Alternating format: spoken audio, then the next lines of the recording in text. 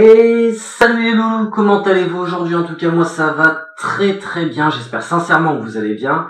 Donc on se retrouve aujourd'hui pour une nouvelle vidéo, donc le Pipo dis-nous pourquoi numéro 8, cette fois on va le faire sur un manga, et je sais pas si vous avez remarqué mais la qualité vidéo normalement est un petit peu mieux, voire même beaucoup mieux, car j'ai changé un petit peu mon matériel, j'ai un petit peu upgrade, vous me donnerez des retours, tout ça dans les commentaires, s'il n'y a pas de problème. Mais du coup on va s'arrêter de parler tout de suite, et on est parti pour la vidéo générique.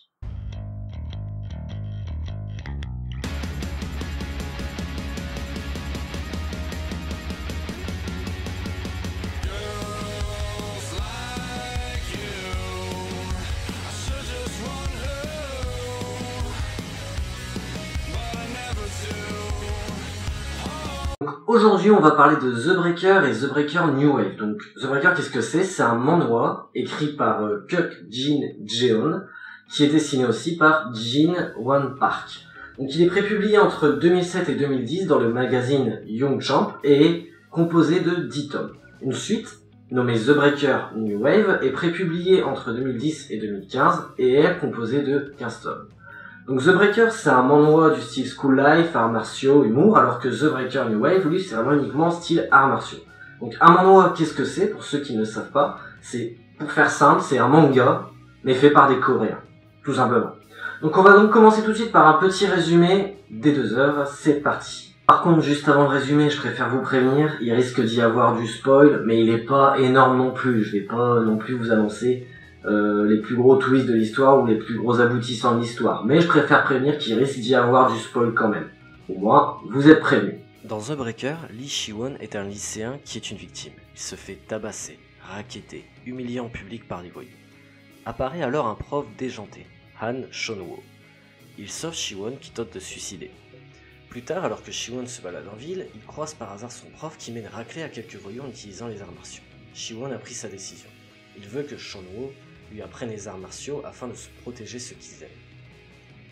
En effet, Si-won a une petite amie, Sei, qui tente de l'aider, mais Si-won ne veut pas et a peur que les voyous s'en prennent à elle, ce qui va arriver. Il se rend compte que Shonwo n'est pas un simple expert en arts martiaux, il est le Gomongryun. Le jeune lycéen entrera ainsi dans le monde très fermé du Murim et comprendra la loi du plus fort. The Breaker New Wave est la suite de The Breaker et prend place après les événements du QG de l'Alliance du Murim. Si-won a eu son centre de ki brisé et est devenu le Gaju du clan Sunwoo. Une organisation malfaisante, le SUK, Soldier Under Command, dont les membres se prétendent être les disciples du Gomongryun, tente de briser la limite entre le Murim et le monde normal en commettant des atrocités à la vue de tous en utilisant les arts martiaux. Si-won, ne pouvant supporter que le nom de son maître soit utilisé à des fins malfaisantes, va tout faire pour récupérer ses arts martiaux et les arrêter.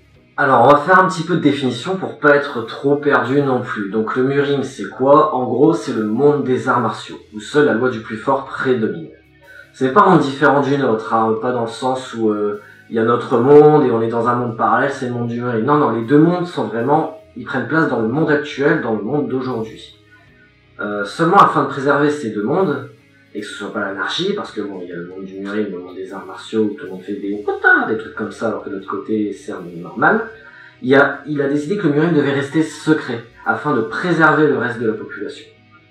Ensuite, on a le Gomongryun. Donc le Gomongryun, qu'est-ce que c'est? C'est un titre qui est donné à un combattant lors d'un tournoi, et il s'agit ici de la personne qui a maîtrisé les 9 arts du dragon. Donc c'est des 9 arts martiaux différents, 9 arts en gros. Et à ce jour, la seule personne qui possède ce titre, qui a atteint ce stade, c'est Han Shonwo. Ensuite, on a le ki. Le ki, qu'est-ce que c'est? Le ki, c'est une énergie interne qui va permettre, par exemple, de renforcer son corps ou de faire des techniques qui, normalement, ne seraient pas possibles de faire avec le simple corps qu'on a actuellement. Ensuite, on a le SUK, Soldier Under Command. Donc, ça, qu'est-ce que c'est? C'est un groupe criminel qui est au service de Gomongryun. Il cherche à faire de lui un dieu et à supprimer la limite qu'il y a entre le Murim et le monde normal que vous expliquiez juste avant. Ensuite, on a notre terme, le Gaju. Gaju, qu'est-ce que c'est? En gros, le Gaju, c'est le chef. C'est le Gaju d'un clan, c'est le chef de clan. Pour faire court, c'est ça. Voilà. Au niveau de l'histoire de The Breaker et The Breaker Wave, on peut pas dire qu'elle soit franchement originale. On part à la base d'un lycéen maltraité qui va vouloir apprendre les arts martiaux pour se battre et protéger ceux auxquels il tient. C'est assez courant dans tout ce qui est shonen seinen. Là où The Breaker et The Breaker New Wave se démarquent, c'est peut-être dans les thématiques qui sont abordées. On a par exemple du fanatisme avec le sucre, la manipulation, toujours avec le sucre. Les thématiques, elles sont vraiment différentes et pas forcément habituelles au niveau de tout ce qui est manga. Dans la première partie de The Breaker, on a beaucoup d'humour. Il y a vraiment beaucoup d'humour qui est présent avec Shonwo, le super prof. D'ailleurs, il me faisait penser un petit peu à Onizuka dans GTO au tout début. Le prof, il est un peu pervers, mais il est super fort, surmonte toutes les situations, et on a un petit peu de fanservice. Ça fait jamais de mal. C'est vraiment un petit peu, c'est pas énorme, ça tombe pas dans le harem, rien du tout, c'est vraiment, on va dire plaisant, ouais, on peut dire ça, plaisant. Ouais, les culs, c'est plaisant, on peut le dire. Et on a beaucoup de dépassements de soi de la part de Shiwon, qui au départ a une constitution physique très faible, et qui va tout faire pour la surmonter, pour pouvoir devenir plus fort et défendre ceux auxquels il tient. Dans New Wave, par contre, l'ambiance, elle est beaucoup plus sombre. On va parler de complots, d'attentats, de guerres, de tentatives de meurtre, et ou même d'expériences sur des humains. Et c'est vraiment des choses qui sont assez... qui sont sombres, qui sont noires en fait. Et le monde noir va les aborder, de manière assez subtile. Et franchement, c'est un bon point. C'est quelque chose qui m'a assez surpris quand j'ai vu. On aborde des thèmes qui sont quand même assez délicats, mais de façon assez subtile, qui fait que ça passe bien. Et au final, c'est plaisant à lire, mais vraiment. Au niveau des personnages, on s'attache rapidement à eux. On a Shiwon, qu'on veut voir progresser pour atteindre son but et qu'on voit évoluer durant toute la série. Il est au début un faible lycéen victimisé, pour au final, dans New Wave, être le chef d'un des clans les plus puissants, dont la moindre décision a un impact sur le Murim tout entier.